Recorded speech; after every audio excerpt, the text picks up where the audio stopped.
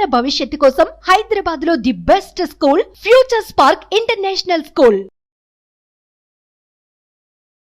Hi hello namaste, welcome to Suman TV. ప్రస్తుతం మనతో ఉన్నారు student success coach doctor CS Veppa గారు. సార్తో మాట్లాడదాం.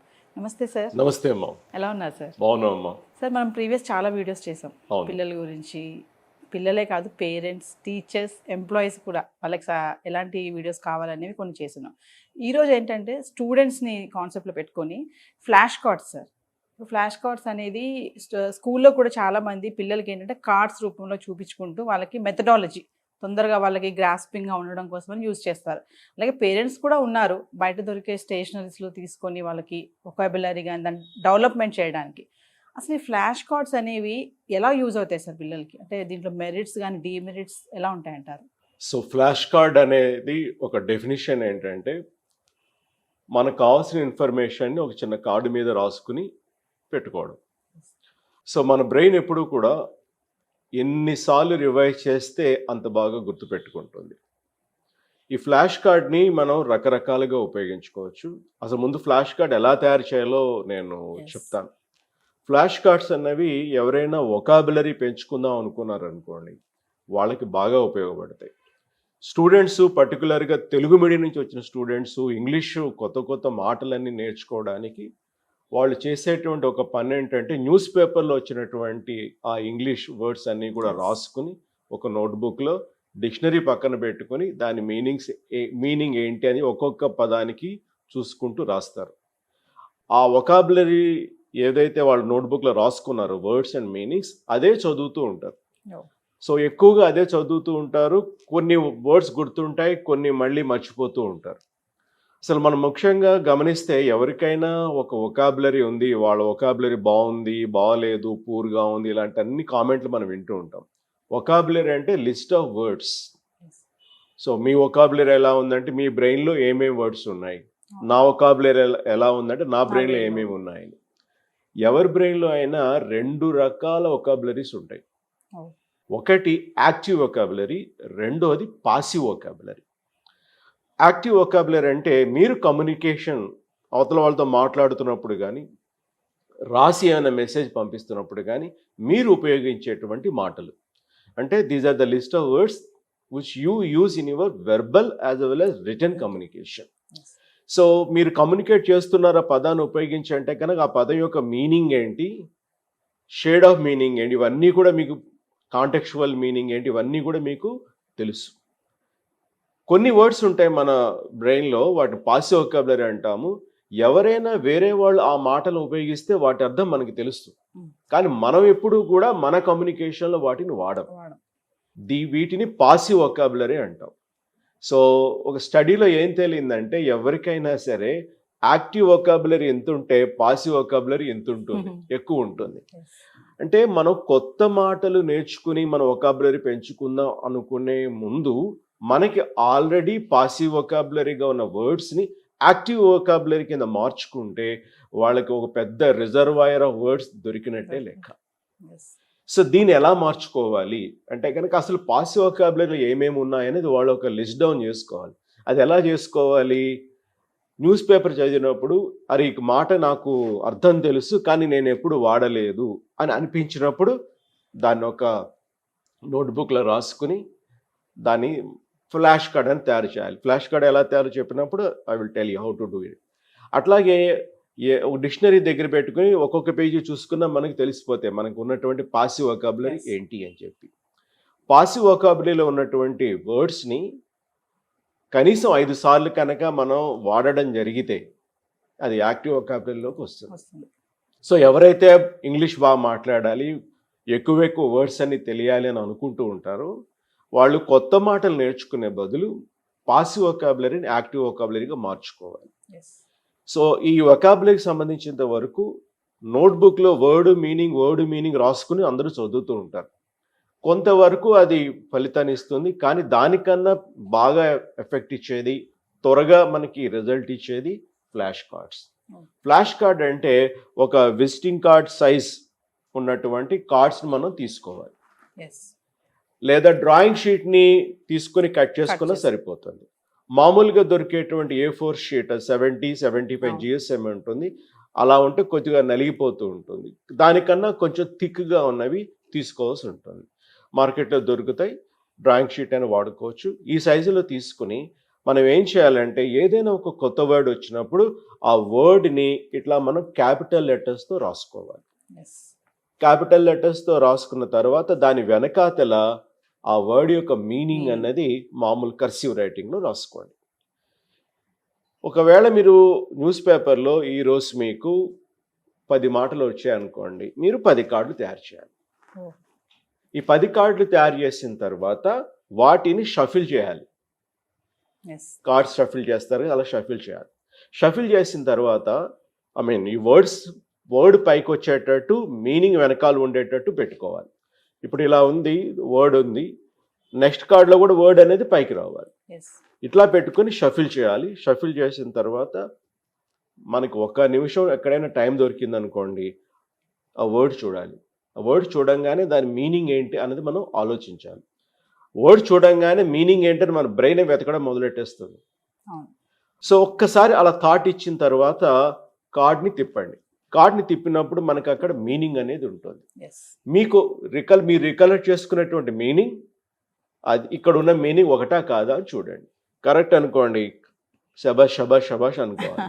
రైట్, కాదనుకోండి, ఓకే ఈ వర్డ్కి ఇది మీనింగ్ అని మనం ఒక్కసారి రివైజ్ చేసుకుని ఒక సెంటెన్స్ అనేది ఇమీడియట్గా క్రియేట్ చేయాలి. ఎస్. అలా చూస్తూ ఉంటే చుట్టుపక్కల ఏదో ఒక కాంటెక్స్ట్ లాగా అనిపిస్తుంది. ఆ కాంటెక్స్ట్ తదనుగుణంగా మనం ఒక సెంటెన్స్ అనేది క్రియేట్ చేయాలి. ఆ తర్వాత ఈ కార్డు మళ్ళీ జాగ్రత్తగా తిప్పి వర్డ్ పైకి వచ్చేటట్టు కింద పెట్టుకోవాలి. ఇప్పుడు రెండో కార్డు పైకి వచ్చింది. ఎస్.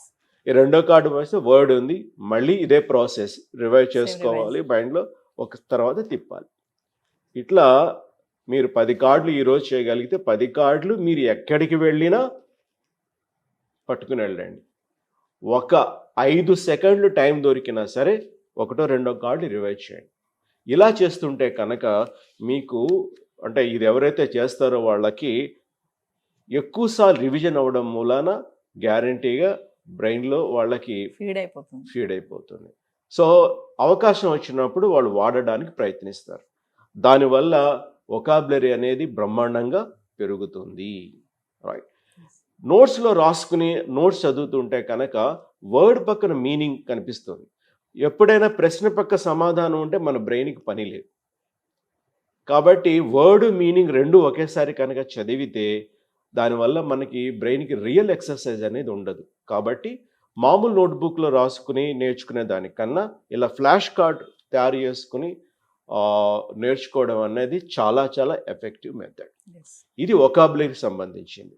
ఇలా కాకుండా ఏదైనా ఒక ఫార్ములా గుర్తుండాలనుకోండి, కాంపౌండ్ ఇంట్రెస్ట్ ఫార్ములా అని రాసుకుని వెనకాతల ఫార్ములా రాసుకోండి. ఓకే, అంటే నాట్ ఓన్లీ వొకాబులరీ కాకుండా మ్యాథ్స్ వాటికి ఏ సబ్జెక్ట్ కైనా వాడుకోవచ్చు.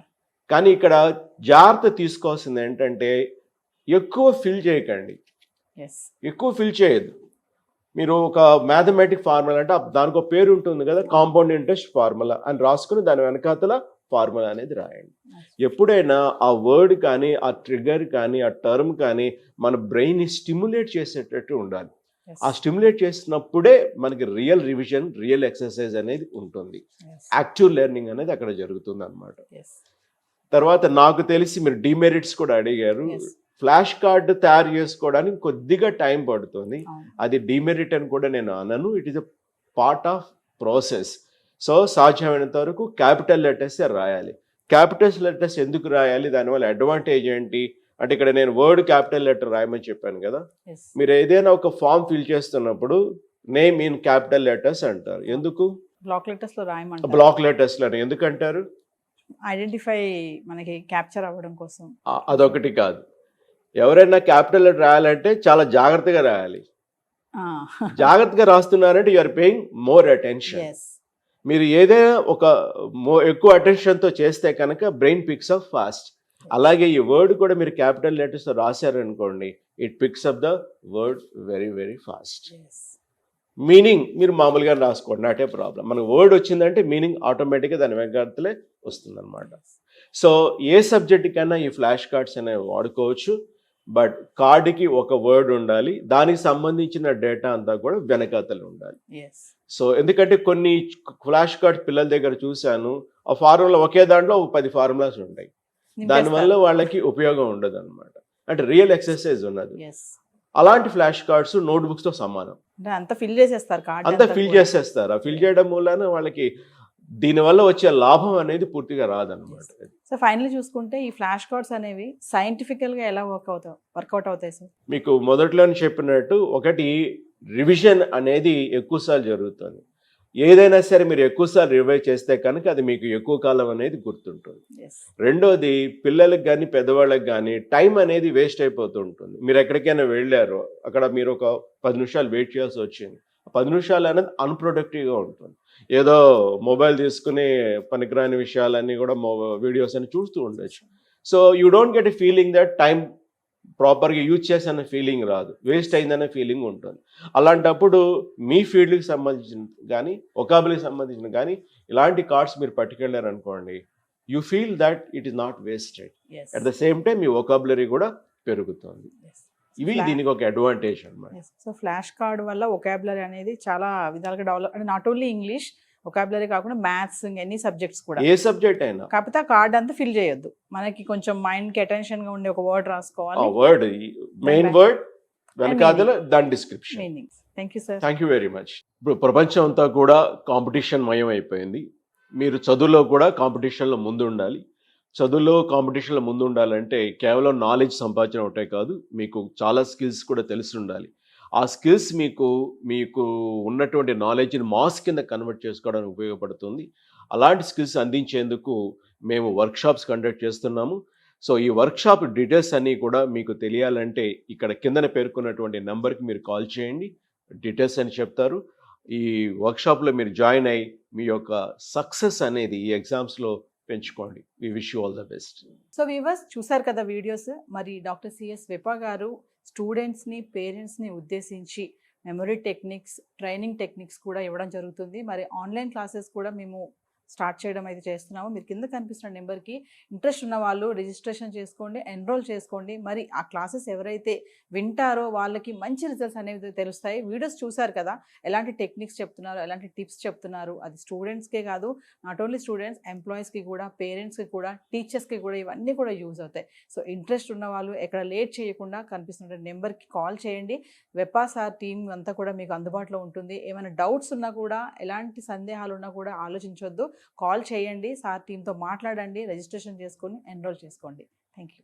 సుమన్ టీవీలో మీ పర్సనల్ అండ్ బిజినెస్ ప్రమోషన్స్ కోసం కింది నెంబర్కి కాంటాక్ట్ చేయండి.